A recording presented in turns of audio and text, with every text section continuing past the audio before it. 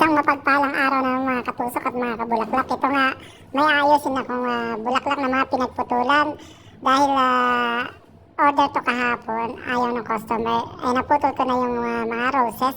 Yan, ginawaan ko siya ng stand bouquet na nilagay ko sa floral foam.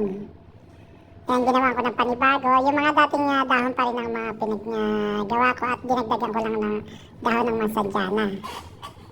Ang naisip ko ang style ay yung pa-slant position at nilagyan ko ng lemonium na white at lavender. At nilagyan ko na sa mga singit-singit yung dahon ng roscus. At ang napili kong pambalot ay yung rasasi or abuhin. Sa Arabic ay abuhin. Or gray sa English.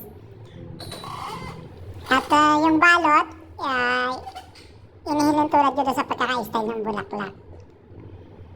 Ayan, para mabenta na naman kasi masyadong maiksi ko na siyang naputol. Ginawa ko na lang na para na yan. Tapos na nga, picture-picture na, para pang-post-post na naman mga katusok. Hanggang dito na lang at magandang araw, magandang gabi sa inyong lahat. God bless you all. Thank you.